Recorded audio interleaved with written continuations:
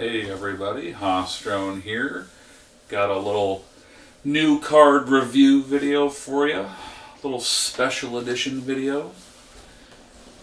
If you haven't seen it, the continuing committee, they did do a video over the last Saturday, which would be like 2 Saturdays ago from the perspective of this video. If you didn't watch it, you should totally go watch the whole thing. The big highlights are listed here in the article. World Championships will be in San Francisco over Labor Day weekend. You can come to North American Continentals here in Sioux Falls. You can have your shot to possibly play against me directly, whether it's actually in the competition or maybe a little side action game. I don't know yet. I haven't really decided if I'm going to be running North American Continentals or running it and playing in it, or just playing in it and letting Chris Sans to be run it. That's yet to be decided. But if you fly in, if you come from out of state, if you come from a significant distance, I can guarantee you, if you want to play me in a game, be it in the tournament or side action or whatever, I will make you that promise that you will have a chance to play against me directly. First edition Continentals will be at Kaiserfest in August. So there's going to be 3 straight months of major tournaments here, starting with us having North American Continentals here in July, and then Kaiserfest in Germany in August, and then end of August into September, Worlds in San Francisco. I can promise you that North American Continentals will be cheaper to get to, cheaper to be here, and cheaper to play in. So if you're like, I don't know that I have quite enough money to go to Worlds, well, you'll probably have enough money to come here to Continentals in South Dakota. Especially if you just coordinate with anybody else. There will be the guys from the Twin Cities, Minneapolis, St. Paul, who are going to come down. I have been told there's going to be at least 1 or 2 people that are already somewhat committed to coming from out of state. Maggie mentions in the video that she's going to definitely try to come from Chicago. So there'll be at least a few people that you could coordinate with for a hotel room and stuff like that. Hotel rooms in Sioux Falls are extremely reasonable. You can get a decent hotel room here in Sioux Falls for $150 a night, and that, if you want to pay $200 a night, you get a really good hotel room. Most of the hotel rooms around here are not expensive. There's a hotel that's literally right around the corner from my house. If you stay at that one, you'd be able to then to just simply carpool with me to the events. And that's actually one of the more expensive hotels in Sioux Falls because it's the newest hotel in Sioux Falls. It's really nice though. A couple of the guys from the cities have stayed there and have said it's really nice. I've had family from out of town stay there and they say it's really nice. And if you split the cost with 2 or 3 other people, it becomes extremely reasonable. Whereas I know from personal experience that staying at a hotel in San Francisco is pricey. So if you're on that bubble, that Worlds is maybe too expensive for you, please come to North American Continentals instead. We'll take good care of you here. And as Chris has said, the group of guys I have here, second to none when it comes to friendliness. But that's just part and parcel of being here in the upper Midwest of the United States, is that pretty much everybody is friendly. Myself, I would like to think I'm super friendly. I know that having traveled around the world, I would definitely say that it's a stark contrast. The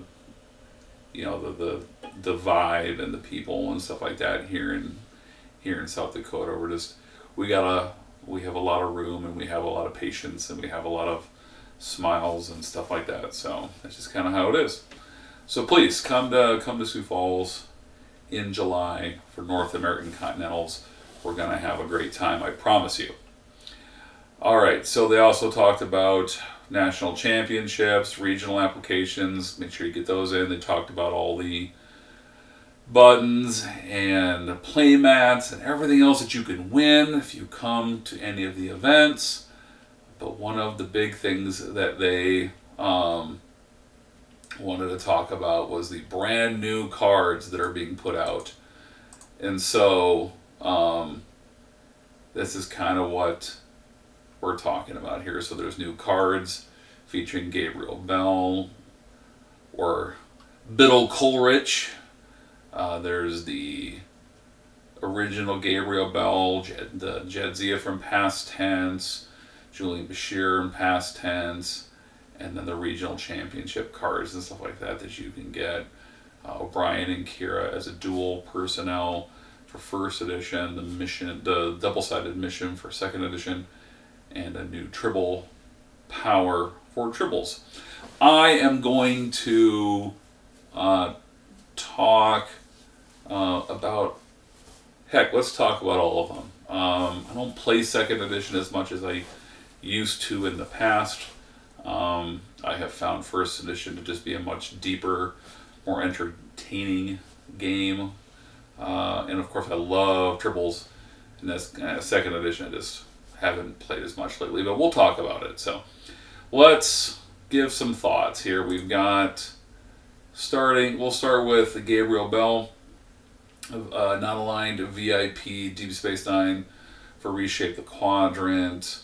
He's a 977. He has 2 skills. He'll gain 2 more if he time travels on a turn. He has a special download that as of yet we don't know what it does. And he is a version of Benjamin Sisko.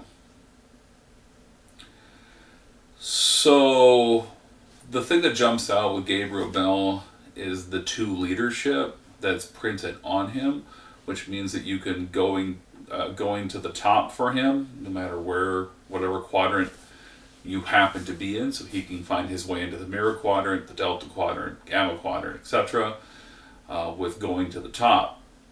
I think Chris talked about this in the video, so if you watched it, this is a thought you've already heard. But with his 9 integrity and his honor and his 2 leadership, you can go into the top him into the Delta Quadrant and then have him be the guy who meets with the spirits for a card draw. That is pretty good.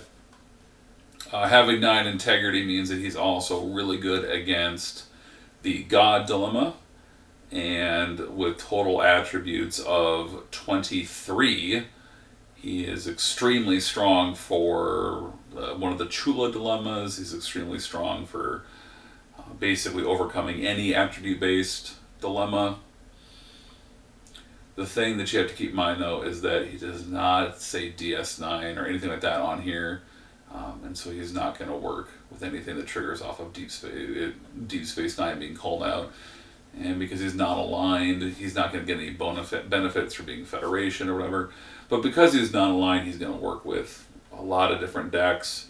You'll be able to play a version of Benjamin Sisko in like your Dominion-only deck, or your DS9 Klingon deck, or DS9 Remans. He can possibly fit into that, maybe. I guess I don't know if there's a restriction against non-aligneds on that off the top of my head, but at the very least, being a non-aligned version of Benjamin Sisko, you can fit into a lot more decks. Definitely a bit more usable than Joran.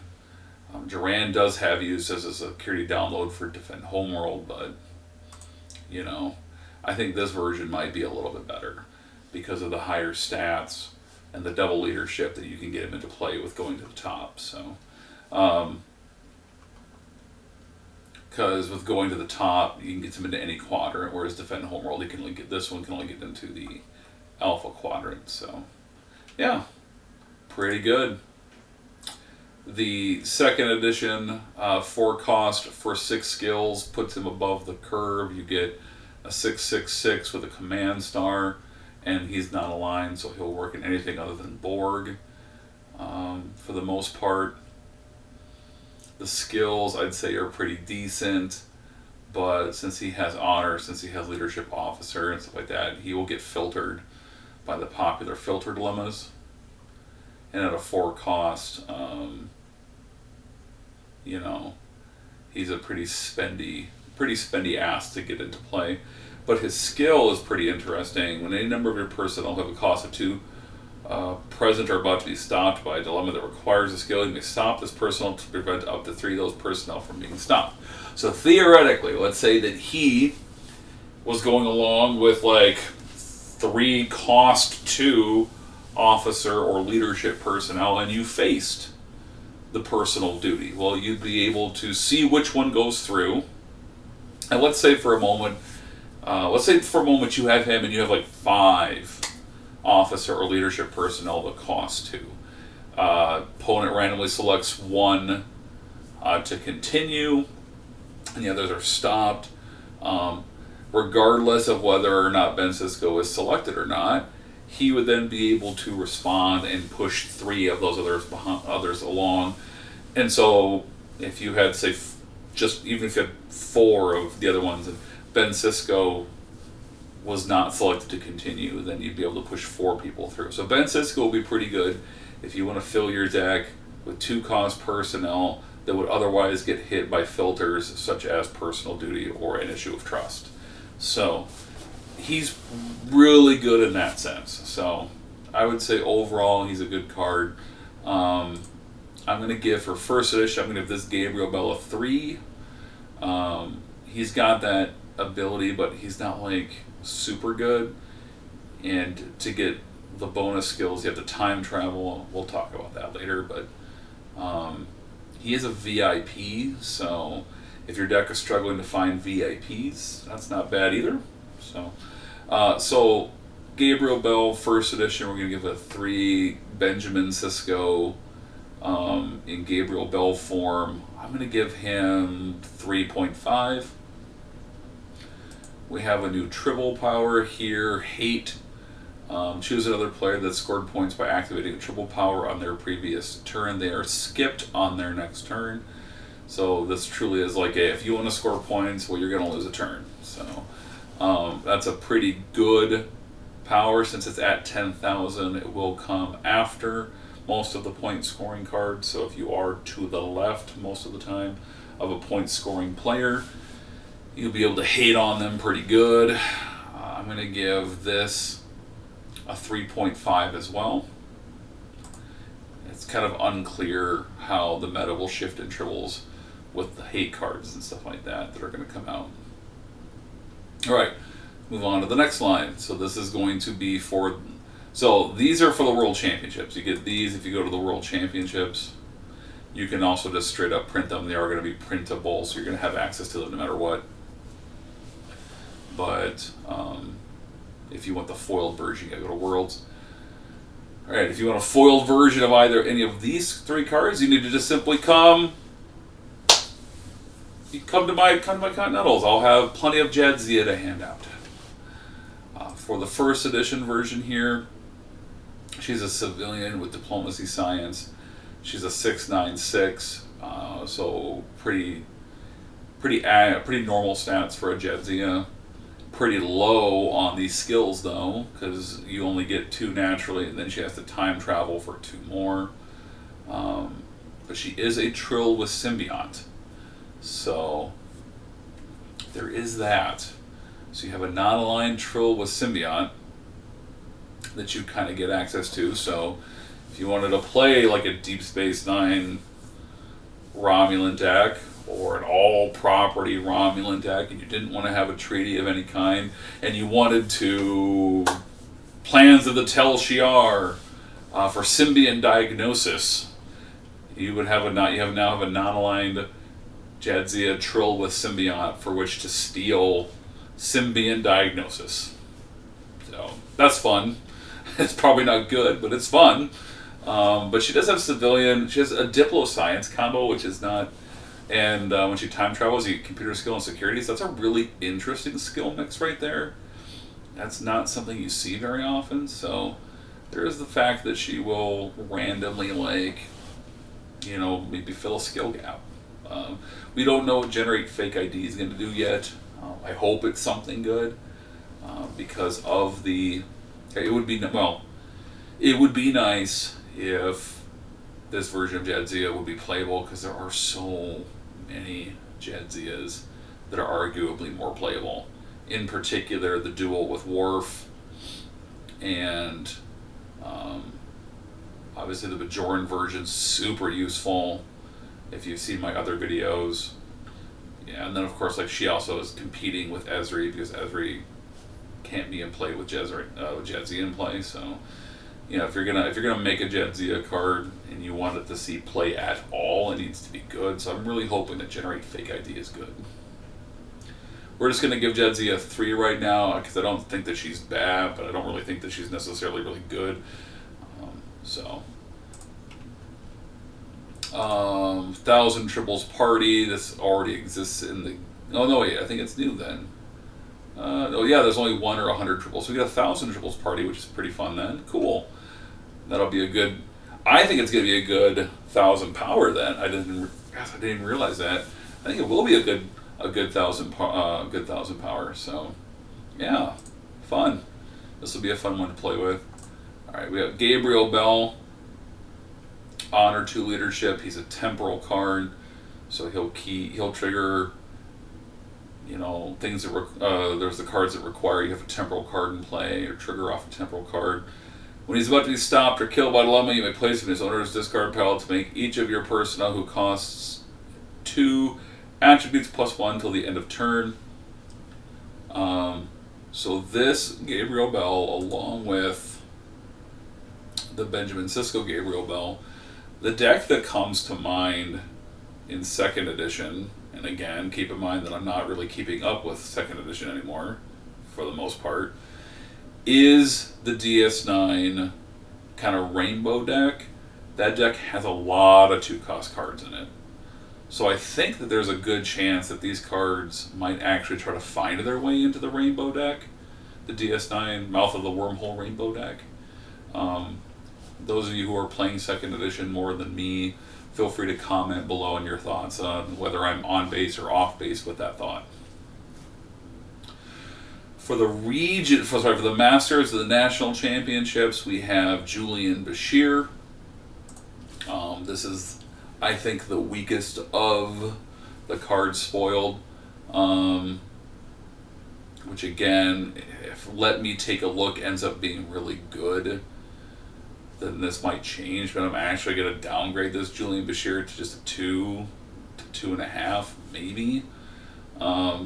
Fact of the matter is, though, is that the only thing that would make him usable is that he's now a Julian Bashir that you can put into a non-Fed deck, or put into a deck that wants, you know, that doesn't want to have, like, Feds as a treaty. Because right now, like, Dominion kind of have...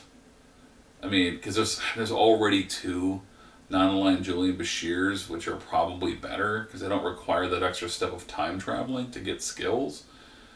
I mean, Secret Agent Julian Bashir's found use with his special download, and his Officer Geology combo, and even Toria's version is good, because he has to be selected by opponent's choice selections, so he steps in the way of stopping an opponent from, like, trying to remove a skill on you. So, like, these non-aligned versions are probably better than this non-aligned version right off the get-go, and this non-aligned version, he's not genetically enhanced, so you don't get any benefit there. So this one really is just kind of a... It really is kind of a here you go, I suppose, but for theme. But as a usable card, I don't really see this one seeing a lot of play, so... Yeah, you can't even say that the medical ×2 is great, because you get the medical ×2 with Will and Beverly not aligned. So, yeah, I'm going to give this Julian Bashir, I think it's just a 2. The 2nd edition version, though, seems pretty decent. So for as weak as the 1st edition version is, the 2nd edition version seems pretty good. You get the 3 skills, you get the 2 cost, so he's easy to play. You get 8 cunning on a 2-cost personnel, which is really good. When he's attempting a mission, if he's present with 3 of your personnel, which has a cost of 2, you may examine the top card of the dilemma stack. If you do, cards you own cannot use their abilities when that dilemma is about to be revealed. as was mentioned in the video, what this would be good for is if you have one dilemma left to face, and the current dilemma that you are facing is like making you choose people to be stopped, or you're trying to decide if you want to cheat through the current dilemma in a certain way with like a card out of hand or something. So like a cheating interrupt or whatever. This Julian Bashir will then allow you to make a better decision about who you want to stop or what resources you want to blow from out of hand. So this Julian Bashir is really good. And I'm giving this one a 4.5 because, again, as a non-aligned 2-cost cunning 8 with an ability that allows you to make better decisions, that's pretty good. Now, it will fight against this Julian Bashir for space because you could possibly play him at cost 0. This version's good with These Are the Voyages. So the fact that you even are having a conversation about whether or not you would want to go with this one versus this one means that this one must be good because we know that this one is good. So there you go. 100 Tribbles Organize. If you activate Battle, Rescue, or Tribble power to score points, you place this card on a play. At the end of the round, you place this tribble in your play pile and score 10,000 points. So if you ever activate a Battle, Rescue, or a score points tribble after you've put this into play next to your play pile, you will get 10,000 points if you don't go out. You will get 10,100 points if you do go out.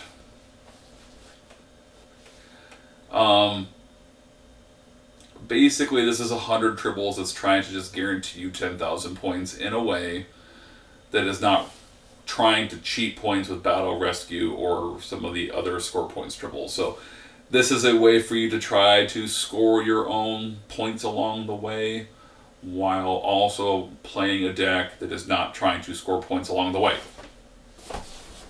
I know, it's weird, kind of a weird thought, but whether this is going to be good or not, whether or not that deck is going to be good, I don't know. Will people have fun with this? I think so, because this is a card that will allow you to kind of score 10,000 points along the way at a number that you're going to be playing frequently. So, you know, you're probably gonna have a lot of time to score like 50,000 points, get like, you know, or 30,000 points. Getting 3 of these into your play pile probably won't be difficult. Still get 30,000 points in a lot of games and a lot of rounds, and then be free to like do all sorts of other shenanigans then with whatever deck you're playing. Now, that being said, do I think that the actually scoring points deck is going to be good? Well, that is going to depend on how good hates that out. So if you kind of go to a Tribbles tournament, you play the Tuesday night Tribbles with Maggie online, it'll be interesting to see whether or not there's enough hate being played to push people off of their scoring points Tribbles, or their battle Tribbles, their rescue Tribbles, etc., to see whether or not Organize has a chance to flourish. I'm going to give this a 3.5 because I think there's potential. I think there's a good chance it will be decent. I don't know that it's going to be great. Lastly, we have the regional championship cards. This O'Brien and Kira we'll start with. It is a Fed Bajoran dual affiliation, dual personnel card. Miles is bringing you a Staff Star, and Engineer, and Transporter skill ×2, and the special download of Polarized Chronotons, which is supposed to be a time travel card. Kira is getting you Security, a Command Star, and the ability to gain any skill during a turn in which she time traveled. And then together they provide you with a buku stats because they are dual icon personnel, and both of them have good stats on basically all their versions. So that is both a good thing, it is also the problem for this card.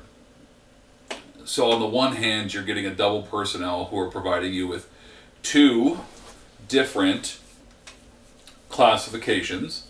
So that's 2 classifications towards being able to get through persistent individuality. You're getting a command star and a staff star, which means these 2 together will staff a lot of ships for both Feds or Bajorans. You're getting personnel that have really good stats. So in battle, their 8+8 is really good. And when facing down a god, Miles is bringing you an 8. Transporter skill times 2 is, I don't know if that's really all that great, but it is something. I mean, transporter skill, you need it to get past Ghost of Cyrus Ramsey and so forth. This card is downloadable with Defend Homeworld because of Kira's security. But the problem is that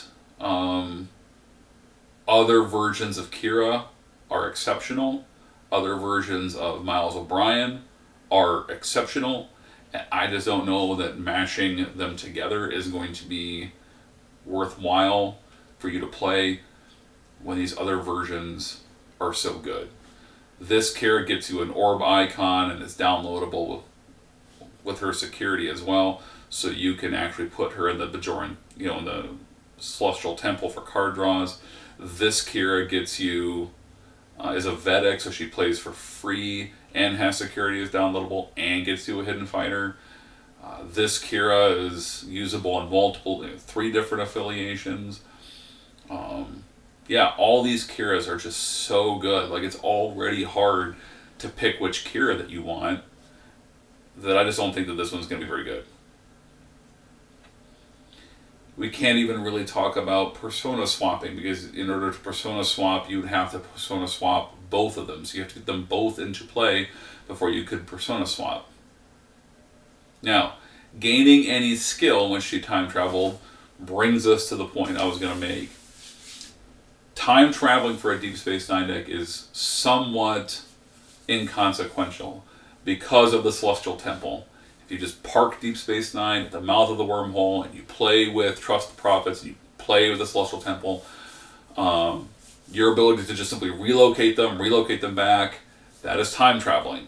Okay, so time traveling for that deck is immaterial. So what this card is bringing you is basically just like, do you want to have a card that gains you any skill? Is that good? Yes. Is it better than the fact that this Kira will get you the card draws right from the Celestial Temple on the first turn? Probably not. The fact that this Miles O'Brien has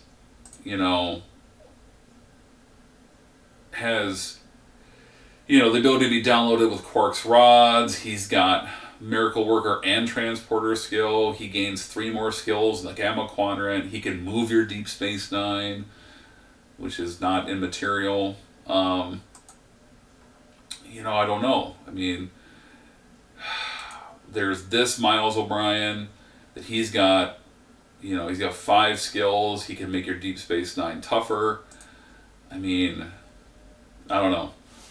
This is a tough one. I just really don't think that this O'Brien and Kira is going to see play. But I don't know. Prove me wrong, everybody. Prove me wrong.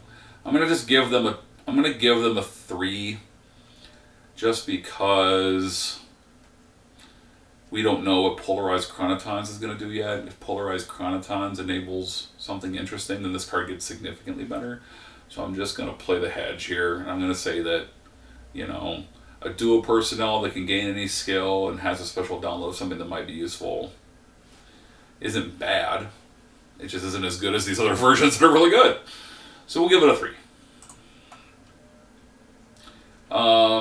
This mission, I don't really want to go into it too much.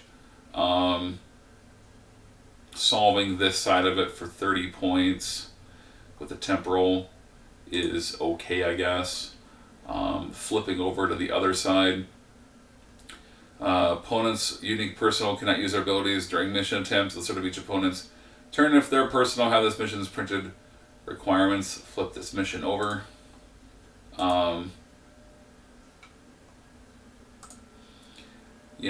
This is definitely like a speed bump for an opponent for sure.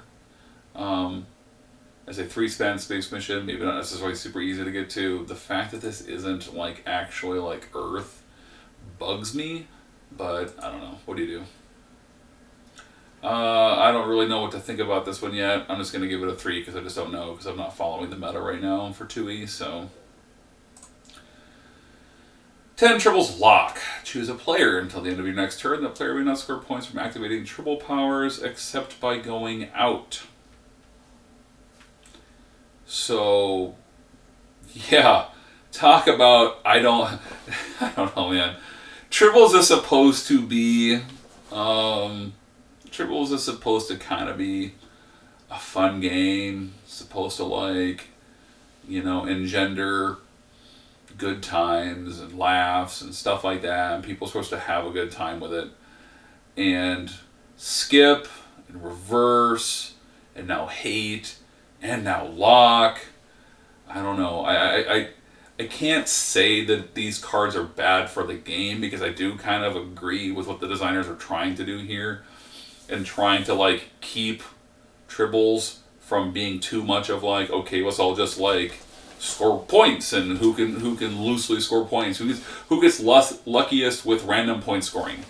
But at the same time, so I get they're trying to balance that, but they're balancing it by creating like kind of some mildly feel bad cards here. And how much feel bad can Tribbles as a game sustain before people don't enjoy playing it.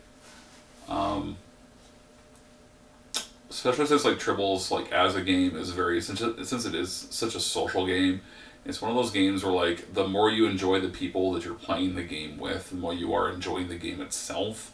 And it's the reason why I don't play the online Tuesday Night Tribbles, is because certain people made it extremely annoying and difficult for me to enjoy, if not outright impossible for me to enjoy playing it. And so I don't play the Tuesday Night Tribbles anymore. And if those or other people want to play Organize and Hate and Lock and stuff like that, if Organize makes them more inclined to play a skip and reverse deck, it becomes even less reason for me to want to play on Tuesday Night Tribbles. So all deference to Maggie. Maggie's fun to play, but she's not the only person who plays Tuesday Night Tribbles online, and I have found playing Tuesday Night Tribbles on Mikey to be insufferable. So, it's just a personal opinion. You can take it for what you will. If you want to try it out and you enjoy it, that's great for you. I refuse to play Tuesday Night Tribbles because I don't like the environment, and I only say this to bring up the point that I feel like Lock and Hate and stuff like that are maybe not the best ways of doing this. So I'm going to give this card a 3.5, because as what it's doing, it's basically like it's kind of like a limited freeze. If I'm just going to judge the card on its own merits, it's a more limited freeze, or just a freeze variant. Instead of having to figure out exactly which point scoring card they're going to play, you just shut down all of them. So in that sense, it's kind of an enhanced freeze. But it is on 10. So 10 lock, 10's not an easy number to play. And some points are scored on 10s and stuff, so it doesn't shut those out. But yeah, I don't know. A lot of random thoughts there. If you agree or disagree with me, feel free to leave that in the comments as well. If you have your own thoughts, if you want to jump in and defend the honor of Tuesday Night Lackey Tribbles, then please do so. I am a grown adult. I can handle pushback and a constructive conversation. So yeah, feel free to do that. But so these are all the cards that are now available for print, that are associated with our Star Trek First Edition, Second Edition, and Tribbles Championship competitive season for the year 2024. Again, please give me your thoughts in the comments below on any of the cards if you agree or disagree with me. Please take the time to see whether or not you can come out to South Dakota for North American Continentals. Would love to have you. And yeah, and reach out directly to me in any way you want to, either here through private message or on the Trek CC boards. My handle is Hostrone, of course, so feel free to PM me there if you are thinking about coming to South Dakota and want to talk about it. Look forward to me putting out an article or a video in the future about what to expect when you come here, and also some thoughts and ideas about things that you can do here to make your trip more worthwhile. So if you want to come to South Dakota and do more than just play Trek, if you want to make it into a midsummer vacation, there are plenty of things to do. It takes a little bit of a drive, but there are a lot of things to do here. There's a lot of things to do here in Sioux Falls. And then, of course, the other side of South Dakota is the kind of vacation tourist side of the state. You can rent a car here in Sioux Falls, you can drive it across the state, and you can go to the Badlands, Mount Rushmore, Black Hills, Deadwood, the Jewel Caves, all that. All that stuff is here in South Dakota. So yeah, definitely think about coming out here in July if you can. So I hope you enjoyed this video. Please like it if you liked it. Please subscribe if you have not done so already. And may the profits be with you.